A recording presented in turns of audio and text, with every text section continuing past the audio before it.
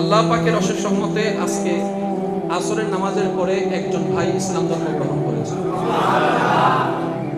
এবার আমি আপনাদের কাছে জানতে চাই, উনি ইসলাম ধর্ম গ্রহণ করেছেন আজকে, আল্লাহ তাআলা কবুল করেছেন আমি অদবের হাতে। আমাদের এক একজনের বুঝ, জ্ঞান, জানা, বুঝা এক এক রকম। আমরা আমাদের বুঝ অনুযায়ী ইসলামকে বুঝি, বুঝবেন কবে? আমরা আমাদের জ্ঞান অনুযায়ী, বুঝ অনুযায়ী আমরা ইসলামকে বুঝার চেষ্টা করি। এটা যেমন সত্য, ইসলামের প্রত্যেকটা জিনিস যে আমরা পুঙ্খানুপুঙ্খানু 100 বুঝতে পারবো এমন কোনো কথা আমি বুঝি না বলে ইসলাম ভুল, বিষয়টা তা নয়। আমি বুঝি না বলে ইসলামে কমতি আছে, বিষয়টা কিন্তু তা নয়। কমতিটা আমার ভিতরে, অবুঝতাটা আমার ভিতরে। এই পৃথিবীর বুকে প্রত্যেকটা ধর্মের প্রতি শ্রদ্ধা রেখে বলতে চাই, ইসলাম ধর্ম এমন একটি ধর্ম যেটাকে কোড অফ লাইফ বলা হয়। সম্পূর্ণ পুঙ্খানুপুঙ্খানু জীবন ব্যবস্থা স্বচ্ছভাবে যেখানে দেওয়া আছে, এটার নাম ইসলাম। বলেন সুবহানাল্লাহ। এটা নিয়ে কোনো সুস্থ মস্তিষ্কওয়ালা কারো কোনো দ্বিমত নাই। এবার বলেন, আমরা যে বসে আছি মসজিদে, এই মসজিদে আসাটাও কিন্তু আল্লাহর খুশির জন্য, এই মসজিদ থেকে বের হওয়াটাও আল্লাহর খুশির জন্য। কথা বলেন ঠিক কিনা? এই মসজিদে ঢোকা পরকালের ছায়া, এই মসজিদ থেকে বের হওয়া দুনিয়ার ছায়া। এবার বলেন, আমাদের দুনিয়া লাগবে কি লাগবে না? আওয়াজ দিতে হবে, দুনিয়া লাগবে কি লাগবে না? সংসার, ব্যবসা, চাকরি, স্ত্রী, স্বামী, পরিবার, পরিজন সবকিছু লাগবে, কিন্তু জান্নাত তো লাগবে, কবরের শান্তিও তো লাগবে। এবার ইসলাম আপনাকে বলে নাই দুনিয়াকে তুমি এমন ভাবে ত্যাগ দাও পরকাল অর্জন করার জন্য যে তোমাকে পরিবারের মানুষ আঙ্গুল তুলে কথা বলবে যে তুমি বাবা হয়ে দায়িত্ব পালন করনি, স্বামী হয়ে দায়িত্ব পালন করনি, স্ত্রী হয়ে কর্তব্য পালন করনি। এই সুযোগ ইসলামে দেয় নাই। ইসলাম বলে দোয়া করা শিখাই দিচ্ছে, রব্বানা আতিনা ফিদ দুনিয়া হাসনাতাও ওয়া ফিল আখিরাতি হাসনাতাও ওয়া কিনা আযাবান নার। রব বলে যে দুনিয়া অর্জন করো, পরকালও সাজাই নাও, এটার নাম ইসলাম। সুবহানাল্লাহ। যত আল্লাহর মকবুল প্রিয় বান্দা, নবী বলেন, রাসূল বলেন, আল্লাহর প্রিয় মকবুল বান্দা, আউলিয়ায়ে কেরাম বলেন, সালেহীন বলেন, তারা দুনিয়ায় এমন ভাবে চলেছে, দুনিয়াকে অর্জন করেছে, পরকালকেও সজ্জিত করেছে। এটাই হচ্ছে সবচেয়ে বুদ্ধিমান, যারা দুনিয়াও ঠিক রাখে, পরকালও ঠিক রাখে। আল্লাহ পাক আমাদেরকে ইসলামের নিয়মকে নিজের ভিতর প্রতিষ্ঠিত করে দুনিয়া এবং পরকালকে অর্জন করার তৌফিক দান করুন। আমিন। আর একটু মহব্বতের আওয়াজে আমিন। কষ্ট হচ্ছে না তো আপনাদের? এবার আপনি যখন মসজিদে ঢুকলেন, কি পড়ার জন্য? জোরে বলেন না। নামাজ পড়লে কি পাওয়া যায়? সওয়াব। নামাজ পড়লে কি পাওয়া যায়? সওয়াব। একদম নরমাল কথা বলছি, নামাজ পড়লে কি পাওয়া যায়? সওয়াব। এই সওয়াবটা কাল হাশরের ময়দানে মিজানের পাল্লায় তুলবেন, যদি ভারী হয় আপনি জান্নাত পাবেন। দ্যাট মিন্স নামাজ ইজ ইকুয়াল টু জান্নাত। এটা কি দুনিয়া না পরকাল? জোরে বলতে হবে। এই যে জান্নাত আল্লাহ পাক আমাদেরকে দয়া করে দান করবেন, এটা কি দুনিয়া না পরকাল? তাহলে নামাজ মানে পরকাল সবার জানা আছে। আল্লাহ পাক বলে যে না না, এই নামাজ তুমি পড়বা পরকালকে অর্জন করার জন্য। না না বান্দা, এই নামাজকে আমি এমন ভাবে সজ্জিত করেছি, পরকাল তো পাবাই, দুনিয়ার নিয়ামত নামাজের মধ্যে রেখে দিয়েছি। সুবহানাল্লাহ। এবার বলেন, নামাজের মধ্যে দাঁড়ানো আছে না নাই? নজর আছে না নাই? রুকু আছে না নাই? সিজদা আছে না নাই? এই প্রত্যেকটা স্টেপ আপনার শারীরিক ব্যায়ামের অংশ হয়ে দাঁড়াচ্ছে। এই দুনিয়াতে আপনি নামাজ পড়বেন, শারীরিক ব্যায়ামের ফায়দা আপনার যোগ হয়ে যাবে। এই নামাজ আপনি পড়বেন, নেকির পাল্লা তো ভারী হবে। রুকুর সওয়াব আলাদা, সিজদার সওয়াব আলাদা, তাসবির সওয়াব আলাদা, ফাতিহার সওয়াব আলাদা, জাম্মে সূরার সওয়াব আলাদা, নিয়তের সওয়াব আলাদা, আশার সওয়াব আলাদা, বসার সওয়াব আলাদা, ইতিকাফের সওয়াব আলাদা, তাকানোর সওয়াব আলাদা, সব তো আলাদা দিবে যেটা পরকালের মধ্যে আপনার কাজে আসবে, আমার কাজে আসবে। কিন্তু রব্বে কারীম এত দয়াবান, দুনিয়ার রিজিকের ব্যবস্থাও নামাজের মধ্যে রেখে দিয়েছেন। সুবহানাল্লাহ। এবার বলেন, নামাজ পড়লে দুনিয়ার কিছু ফায়দা আছে না নাই? আছে। আর একটু জোরে বলেন, আছে না নাই? এবার বলেন, আপনার আমার যে যাই কিছু করি, কাজকর্ম করি, সেটা কিসের জন্য? রিজিকের জন্য।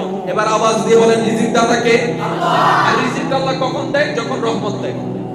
আর নামাজ হচ্ছে রহমত পাওয়ার একটা জরিয়া।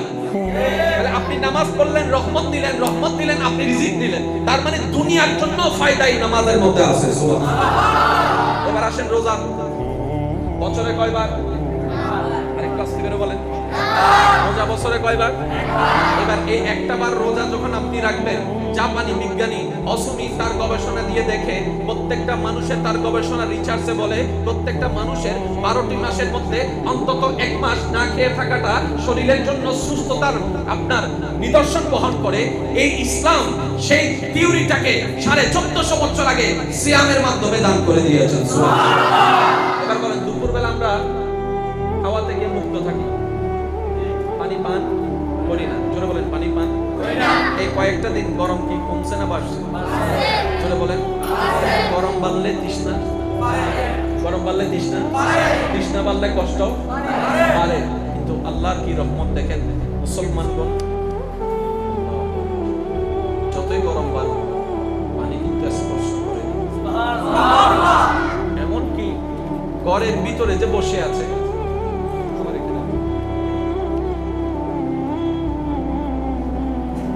পানি স্পর্শ করেনি। এমনকি ঘরের ভিতরে যে কেউ নাই, বোতল আছে, তিনি আছেন, তারপরও পানি স্পর্শ বিশেষ। এবার বলেন, নামাজের ভিতরে দুনিয়ার ফায়দা, জোরে বলেন, রোজার ভিতরে, যাকাতের ভিতরে।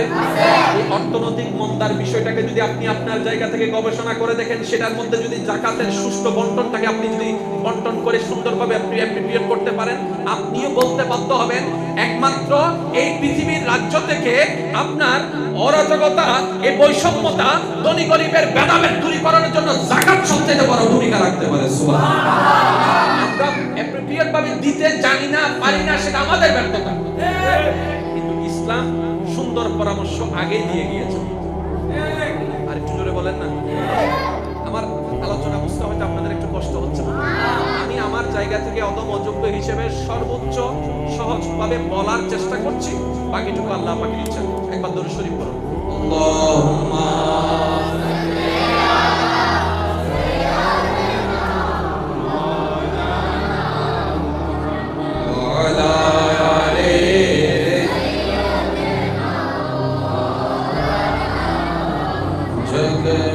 जब आए मोहम्मद इस्लाम जिंदा हो गए, जग में जब आए मोहम्मद इस्लाम जिंदा। भूतों ने सब कलमा पढ़ा, भूतों ने सब कलमा पढ़ा, काफिर मुसलमान हो गए, जग में जब आए इस्लाम जिंदा। क्या तारीफ बयां करूं मैं प्यारे नबी की शान में, पैदा किया खुद वो शैदा हो गए, जग में जब आए इस्लाम जिंदा हो गए। সবাই কি আওয়াজে? जग में जब आए इस्लाम जिंदा। উচ্চ আওয়াজে একবার বলেন মারহাবা। এবার আমি শুধু আপনাদের সাথে কথা বলবো, আপনারা শুধু আমার সাথে রিপ্লাই দিবেন। প্রত্যেকটা মানুষের ভিতর রোগ আছে না নাই? রোগের সেই আক্রমণকে, জীবাণুকে নষ্ট করার জন্য ওষুধের ব্যবস্থা আছে না নাই? আবার সেই ওষুধের মধ্যে এমজির ব্যবস্থা আছে না নাই? যে কোনো ডাক্তারের কাছে যখন আপনি চিকিৎসা নিতে যাবেন, উনি যতই প্রশ্ন আপনাকে করবে, তার মধ্যে একটা প্রশ্ন আপনাকে কমন করবে, আপনার বয়স কত? ডাক্তার মহোদয়, বয়স জেনে লাভ কি?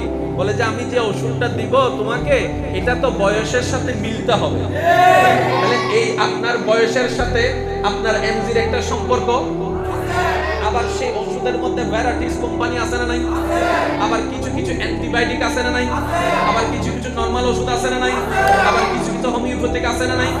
এক এক ওষুধের এক এক ধরন। সমস্ত কিছুর কাজ হচ্ছে ওই জীবাণুকে নষ্ট করা। এই জীবাণুকে নষ্ট করা, আপনার শরীরের ভিতরে রোগ প্রতিরোধ ক্ষমতা বাড়ানো। আপনি শুনলে অবাক হবেন, ওই জাপানি বিজ্ঞানী অসুমি তার গবেষণার মধ্যে দেখলেন যে এই রকম যদি 12টি মাসের মধ্যে একটি মাস যদি নির্দিষ্ট সময় না খেয়ে থাকতে পারে, তার শরীরের ভিতরে জীবাণু অটোমেটিক ক্ষমতা লেস হয়ে যায়, রোগ প্রতিরোধ ক্ষমতা বৃদ্ধি হতে থাকে।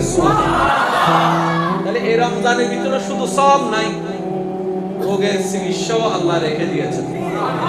আচ্ছা, আপনারা একটা কমন কথা বলেন, খাইলে শক্তি বাড়ে না কমে? বলে বলেন না। না খাইলে শক্তি, না খাইলে শক্তি, না খাইলে শক্তি কমে, না খাইলে শক্তি কমে, না খাইলে তো দুর্বলতা বাড়ে। কিন্তু রমজান মাসে দেখেন, না খেয়ে থাকবো,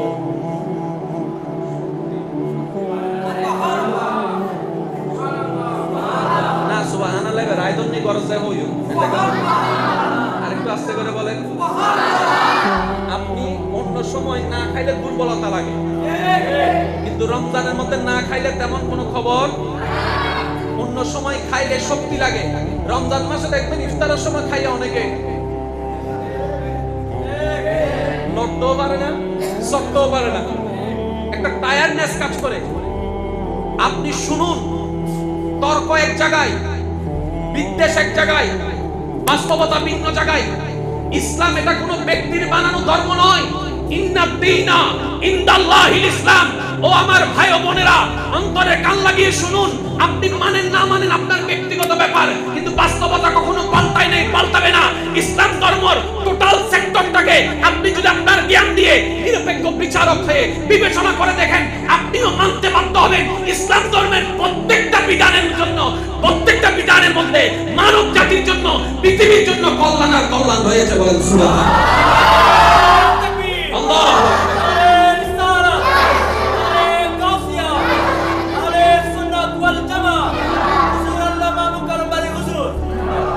আল্লাহু বলেন আলহামদুলিল্লাহ। আমি কাউকে আঘাত করে কথা বলছি না, আমি আমারটার কথা বলছি। আর আমারটার আমার কথা বলার অধিকার, আপনারটার ব্যাপারে আপনার কথা বলার অধিকার। তর্ক করার সমাধান নয়, তর্ক ছিল, আছে, থাকবে, কিন্তু মনে রাখবেন তর্ক ঝগড়া বাড়ায়, ঝগড়া দূরত্ব বাড়ায়, দূরত্ব ঘৃণা বাড়ায়, ঘৃণা অশান্তি বাড়ায়। আর ইসলাম বলে দেয় সেটাকে আমি অপছন্দ করি। সুবহানাল্লাহ। তর্ককারীকে মাফ করে দাও, কষ্টদাতাকে মাফ করে দাও, বাটপারি করনেওয়ালাকে মাফ করে দাও। তুমি তোমার রবের দিকে তাকাই মাফ করো, এই নিয়তে যেন রবও তোমাকে মাফ করে দেয় তোমার ভুল দেখে। সুবহানাল্লাহ। এটার নাম ইসলাম। দোকান আছে না নাই?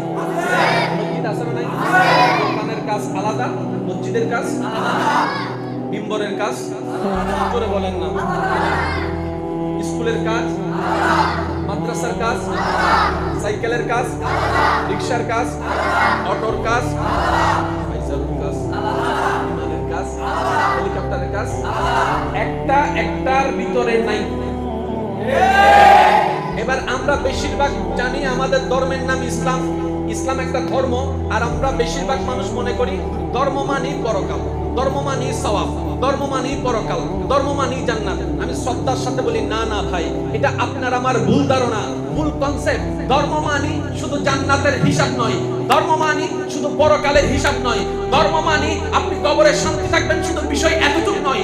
ধর্ম ইসলাম এটা এমন একটা ইসলাম, এমন একটা ধর্ম, কোড অফ লাইফ যাকে বলা হয়। আপনি শুনলে অবাক হয়ে যাবেন, এই ইসলামের ভিতরে শুধু পরকালের নামাজের কথা নাই, রোজার কথা নাই, হজের কথা নাই, যাকাতের কথা নাই, মা বাবার সাথে সন্তান কিভাবে ব্যবহার করবে ইসলাম শিখাই দিয়েছে। সুবহানাল্লাহ। কিভাবে চলবে ইসলাম শিখাই দিয়েছে, স্ত্রীর সাথে স্বামী কিভাবে ব্যবহার করবে ইসলাম শিখাই দিয়েছে, বড় ভাই আসলে কিভাবে কি করতে হবে ইসলাম শিখাই দিয়েছে, ছোট ভাইকে কিভাবে স্নেহ করতে হবে ইসলাম শিখাই দিয়েছে, দোকান আছে ব্যবসা কিভাবে করবেন ইসলাম শিখাই দিয়েছে, টাকা বেশি আছে কিভাবে বন্টন করবেন ইসলাম শিখাই দিয়েছে, অপরিচিতের সাথে কিভাবে কথা বলবেন ইসলাম শিখাই দিয়েছে, রাস্তা দিয়ে চলছেন চুপ কিভাবে নিচে রাখবেন ইসলাম শিখাই দিয়েছে, জেনা কিভাবে বন্ধ করবেন ইসলাম শিখাই দিয়েছে, ইফতিজিং কিভাবে বন্ধ করবেন ইসলাম শিখাই দিয়েছে, তর্ক কিভাবে বন্ধ করবেন ইসলাম শিখাই দিয়েছে, ঝগড়া কিভাবে মীমাংসা করবেন ইসলাম শিখাই দিয়েছে। এবার এবার বলেন, পৃথিবীর শান্তির জন্য, পরিবারের শান্তির জন্য তর্ক বন্ধের দরকার আছে, ঝগড়া বন্ধের দরকার আছে, ভ্রাতৃত্বের দরকার আছে, বন্ধনের দরকার আছে, সুসম্পর্কের দরকার আছে, ভালোবাসার দরকার আছে। আর এই ভালোবাসা ব্যবহার হয়, ভালোবাসা হয় উত্তম ব্যবহারের কারণে, সুন্দর আচরণের কারণে। ইসলাম বলে, ও মুসলমানরা শুনো, হাসরের ময়দানে নবী রাহমাতুল লিল আলামিন জানান দিচ্ছে, মিজানের দাঁড়িপাল্লায় যতগুলো আমল ভারী হবে, তার মধ্যে সবচেয়ে যে আমলটা ভারী হবে সেটা হচ্ছে তোমার চরিত্রের আমল। সুবহানাল্লাহ। এবার বলেন, সংসার সুন্দরের জন্য চরিত্রের দরকার আছে। ইসলাম সেই চরিত্রের বিষয়ে কথা বলেছে। আমার মনে হয় সুবহানাল্লাহর আওয়াজটা আরেকটু বড় হবে। ভাই ভাইয়ের মধ্যে ঝগড়া আছে না নাই? ঝগড়া থাকলে শান্তি, শান্তি। এবার আপনি আমি চাই কি শান্তি না অশান্তি? শান্তি চাই যারা, তারা ঝগড়া থেকে দূরে থাকতে হবে। এবার ঝগড়া কিভাবে বন্ধ করব আপনার আমার জানা নাই, ইসলাম সেটাও জানাই দিয়েছে। আরেকটু জোরে। এবার পরিবার হওয়ার জন্য, পরিবার গঠন হওয়ার জন্য বিয়ের দরকার আছে না নাই? বিয়ের জন্য পাত্রী খোঁজার দরকার, পাত্র খোঁজার দরকার। এবার আপনি আমি প্রায় সময় একটা চট্টগ্রামের ভাষায় কথা আছে, সোরো যদি বিয়ে করতে যায় হোট ফ্যান টাই বিধি যায়। সোরো হনাদিন গাত তেল মাঝে বিয়ে করতে গিয়ে না আই বম মারি দিন দাও আসবে সোরো লারো তো রহন না। সোরো হনাদিন তেল মাহি বিয়ে করতে গিয়ে না ইতে যাবে সময় হোট ফ্যান টাই বিধি যায় বুঝে ইয়া ইতে জানে সুর হইলে ইতে আর কেউ মাইয়ে সোরো হনা মাইয়ে। আপনি আমি বাহিরের লোক দেখে বলতে পারবো না কোন জীবন সঙ্গী আপনার জন্য, আমার জন্য দুনিয়াতে বেনিফিট দিবে, পরকালে উপকার হবে, আপনার আমার জানা নাই। কারণ আপনি আমি দেখি তো দেখি, কতটুকু দেখি, যতটুকু আপনার আমার চোখ দেখে। ইসলাম বলে যে তোমার জীবন সঙ্গী তো একদিনের সম্পর্ক নয় যে আজকে কবুল বললাম 10 সেকেন্ড পরে ব্রেক আপ করে ফেললাম, বিষয়টা এতটুকু নয়। কারণ একটা স্বামী স্ত্রীর সাথে, বন্ধনের সাথে দুইটা পরিবারের সম্পর্ক জোর হয়ে যায়, দুইটা সমাজের সম্পর্ক হয়ে যায়। আবার আল্লাহ চাহে তো তাদের মাধ্যমে সন্তান আসার পরে নানার বাড়ি দাদার বাড়ির সম্পর্ক হয়ে যায়, এভাবে বংশ বিস্তার করে। ইসলাম বলে যে আমি সেটার দিকেও মনোযোগ দিয়েছি, রব সেটার দিকেও মনোযোগ দিয়েছে। সুতরাং পাত্র কিভাবে পছন্দ করবা তোমাদের আইডেন্টিটির মধ্যে নাই, পাত্রী কিভাবে চয়েস করবা তোমাদের জানার মধ্যে নাই। ইসলাম এমন ধর্ম যেখানে পাত্র কি যা কোনটা ভালো হবে সেটাও জানাই দিয়েছে, পাত্রী কোনটা ভালো হবে সেটাও জানাই দিয়েছে। সুবহানাল্লাহ। ইসলাম কিন্তু কোন সেক্টর বাদ দিচ্ছে না। স্বাস্থ্য বিজ্ঞান মিতে হানার কথা হই না, আরো জোরে, আরো জোরে। এবার ডাক্তার সকলের হাসে আরা যাইলে রোগ হইলে ডাক্তার সকলে পরামর্শ দেয় না কি আরা পালাল্লানে হারা বললাই। এবার ডাক্তার সকলে জিন পরামর্শ দেয় ইন এমনিতে কল্যাণ আছে না নাই? এবার ডাক্তার সকলে জিন পরামর্শ দেয় ইন মানব পরিমাণ ভরিব। এবার ডাক্তার সকলে হতে গবেষণা করি ইদানিং মানুষ বেশিরভাগ গ্যাস্ট্রিক কিনলে বাড়ি গিয়ে হত্যারণী ও ডাক্তার কেয়া বাড়ি গিয়ে হতে বেশিরভাগ মানুষ হজর নাস্তানো হয় ওনা হতে আই বম মারি দিন আওয়াজ বাইরে চলো অন হন হতে ডাক্তার হতে বেশিরভাগ মানুষের গ্যাস্ট্রিক বাড়ি গিয়ে কিনলে ফজরের নাস্তা তোর হন না। এবার হন মানুষের রোগ দিন দিন কি কমেন না বাড়ে, আর রোগের মেন হারহানা উন্দি হন দেয় তোর হন না। ইনার হতা নয়, WHO সংস্থায় হতে মানব দিন দিন রোগ বেশি হচ্ছে। WHO সংস্থা জানান দিচ্ছে বিশ্ববাসীকে মানবের রোগ দিন দিন কমছে না, বাড়ছে। ভিন্ন ভিন্ন রোগ দেখা যাচ্ছে। আর সমস্ত রোগের মেন কারখানা ধরা হয় পেটকে, আর পেটের মধ্যে যাওয়া হয় খাবার, খাবারের জন্য হয় হাত, খাবারের জন্য ব্যবহার হয় মুখ, আর খাবারের জন্য ব্যবহার হয় ইচ্ছা। এই খাবার 24টা ঘন্টার মধ্যে আমরা আমাদের নিয়মে খাচ্ছি, আমরা আমাদের পছন্দের মতো খাচ্ছি। যখন রোগাক্রান্ত হয়ে যায়, যখন ডাক্তারের পরামর্শ যায়, এবার ডাক্তার আমাদেরকে গবেষণা করে, আমাদেরকে রিচার্জ করে, এবার ডাক্তার আমাদেরকে লিস্টি করে দেয় এটা খাওয়া যাবে, এটা খাওয়া যাবে না, এটা এতটুক, এটা এতটুক, হাঁটা লাগবে, বসা লাগবে, শোয়া লাগবে, ওষুধ এটা খাওয়া লাগবে, এই টাইমে খাওয়া যাবে না, ওই টাইমে এটা খাওয়া যাবে না। তোমার পছন্দের গরুর বুনা মাংস বাদ দিয়ে দিতে হবে, তেলযুক্ত খাবার বাদ দিয়ে দিতে হবে, বিরিয়ানি খাবার বাদ দিতে হবে, ফাস্ট ফুড বাদ দিয়ে দিতে হবে, বার্গার বাদ দিয়ে দিতে হবে, ফুচকা বাদ দিয়ে দিতে হবে, স্যান্ডউইচ বাদ দিয়ে দিতে হবে, পিৎজা বাদ দিয়ে দিতে হবে, এই খাবার বাদ দিতে হবে, মিষ্টি জাতীয় খাবার বাদ দিয়ে দিতে হবে। ও ডাক্তার কেন বলছেন? বলে যে তোমার শরীরের জন্য, তোমার সুস্থতার জন্য। আপনি শুনলে অবাক হয়ে যাবেন, ইসলামের মধ্যে মানবের সুস্থতার জন্য আল্লাহ তাআলা নবী রাহমাতুল লিল আলামিনকে দিয়ে খাদ্যাভ্যাসের বর্ণনা 1450 বছর আগে দান করে দিয়েছেন।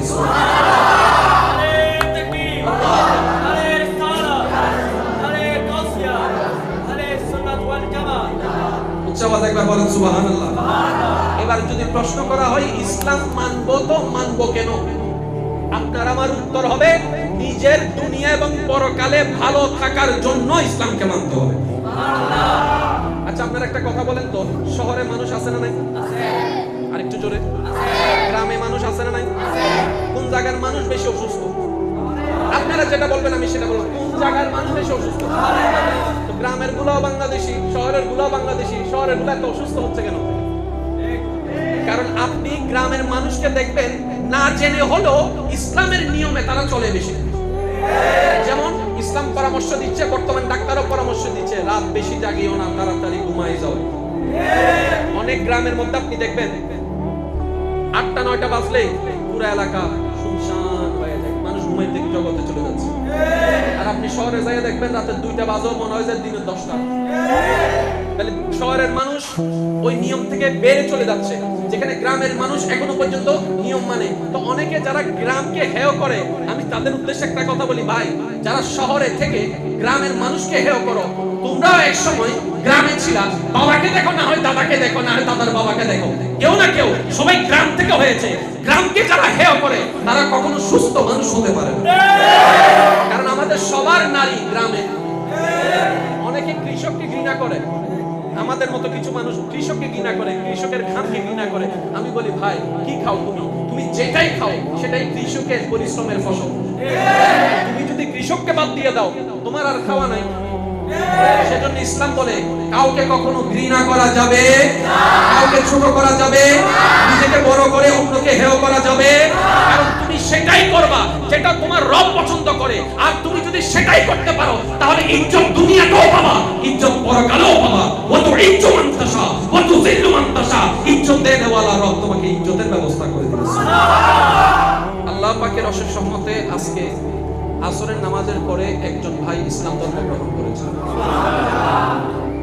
এবার আমি আপনাদের কাছে জানতে চাই, উনি ইসলাম ধর্ম গ্রহণ করেছেন আজকে, আল্লাহ তাআলা কবুল করেছেন, আমি অদমের হাতে কবুল করেছেন। আমার একটা অভ্যাস হচ্ছে আমি আগে যাচাই বাছাই করি, উনি কি স্বইচ্ছাই করবেন নাকি কেউ প্রেশার করে। কারণ ইসলাম সবাইকে বলে, আমার হুজুর এখানে উপস্থিত আছে, ওনার কাছেও যদি কেউ কালিমা পড়তে আসে, হুজুর আগে প্রথম কথা জিজ্ঞেস করবেন আপনি কি স্বইচ্ছায় এসেছেন নাকি বাধ্য হয়ে এসেছেন। যদি বলে যে বাধ্য হয়ে, হুজুর কখনো কালিমা পড়াবে না, কখনো পড়াবে না। এবার আসুন, আমি সেই ভাইকে জিজ্ঞেস করলাম ভাই আপনি ইসলাম ধর্ম গ্রহণ করার মেন কারণটা কি? তো উনি আনিকেন্দ্রিক কিছু কথা বলেছেন যেটার যোগ্যতা আমার মধ্যে নেই, এটা আল্লাহ পাকের দয়া। উনি একটা কথা বলেছেন, আমি আলোচনা শুনতে শুনতে আমার ভিতরে ইসলামের একটা প্রেম জাগ্রত হয়েছে। সুবহানাল্লাহ। আল্লাহর প্রতি একটা ভালোবাসা কাজ করা শুরু হয়েছে।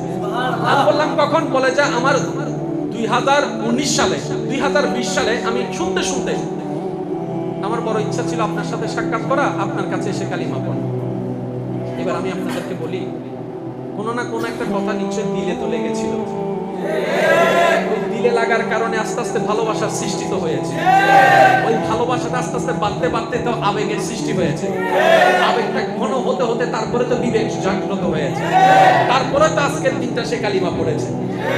গতানুগতিক হলে কখনো কোনো কিছু কাজ হয় না। সেজন্য আমি সবার কাছে অনুরোধ করব যে একটু প্ল্যানিং এ কাজ করে।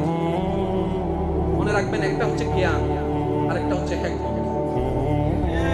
চলো বলতে হবে, একটা হচ্ছে জ্ঞান আর একটা হচ্ছে হিকমত। আমাদের গ্রামে অনেক মুরব্বীরা আছে সাইন করতে জানে না, কিন্তু চোখ দিয়ে তাকালে বলতে পারবে এখানে কয় কানি জায়গা আছে, কয় শতক জায়গা আছে। আছে না নাই? আর একটু জোরে বলেন। আপনি আমি ইঞ্জিনিয়ারিং পাস করে যে সুন্দরভাবে মেজারমেন্ট দিতে পারবো না কত টন রড লাগবে, কতটুকু সিমেন্ট লাগবে। আমাদের অনেক মুরব্বীরা আছেন শুধু ভালো করে একটু তাকাইলে বুঝতে পারে, অনেক মিস্ত্রি ভাইয়েরা আছেন কতটুকু লাগবে সে আগে থেকে বলে দিতে পারে।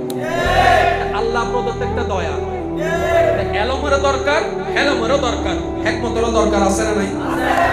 একবার যার যত শক্তি আছে একবার সুবহানাল্লাহ। যে কয়েকজন আমাকে ভালোবাসেন সবার প্রতি আমার একটা শ্রদ্ধার সাথে নিবেদন, আপনার যদি আপনার ইহকাল এবং পরকালকে পাল্টাতে চান, চরিত্র ছাড়া, সুন্দর চরিত্র ছাড়া দ্বিতীয় কোনো পদ্ধতি নাই। আর চরিত্র সুন্দরের অলংকার বানানোর প্রধান হাতিয়ার দুইটি, একটার নাম ধৈর্য আর একটার নাম শুকরিয়া। একটার নাম ধৈর্য আর একটার নাম সবাই বললে আমি খুশি হব। একটার নাম ধৈর্য, আর একটার নাম এবার বলেন, পারিবারিক যত অশান্তি আছে সেখানে ধৈর্যের দরকার। আপনার ব্যবসার মধ্যে লস হয়েছে, আপনি ধৈর্য ধরতে না পারলে সুইসাইড করে ফেলবেন, তাহলে সেখানে আপনার লস হবে, সেখানে ধৈর্যের দরকার। আপনার স্ত্রী আপনার জন্য একটা জিনিস রান্না করে দিয়েছে, এখানে একটু শুকরিয়ার দরকার। আপনার বন্ধু একটা আপনার উপকার করে দিয়েছে, আপনার সেখানে শুকরিয়া করার দরকার।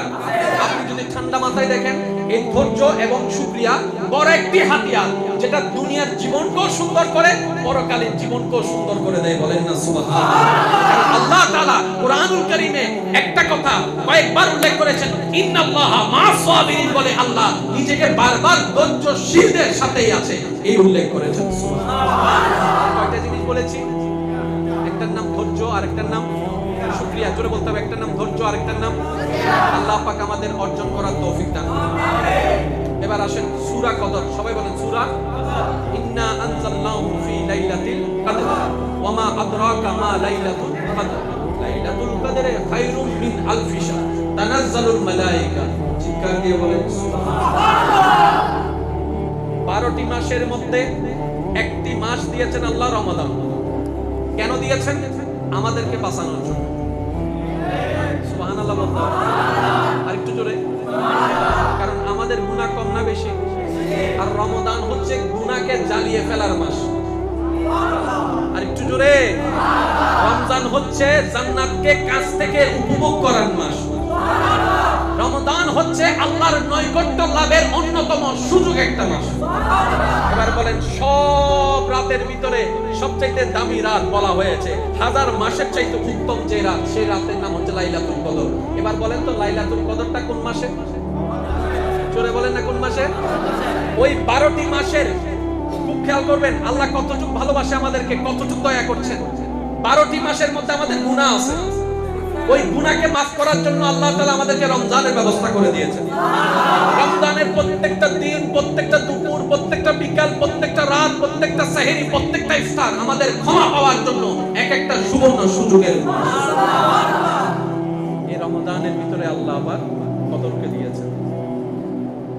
রাত জাগবেন এক রাত, আল্লাহ পাক আমলনামায় লিখে দিবে 1000 মাসের চাইতে বেশি আপনি আল্লাহর জন্য রাত জেগেছেন। রাকাত পড়বেন এক রাকাত, একটু মনোযোগ দিবেন। রাকাত পড়ব আমরা কয় রাকাত? কিন্তু আল্লাহ তাআলা দয়া করে ফেরেশতার মাধ্যমে আমাদের নেকির পাল্লায়, আমলনামার খাতায় লিখে দিবে, আমার বান্দা এক রাকাত পড়েনি, 1000 রাকাতের চাইতেও বেশি পড়েছে।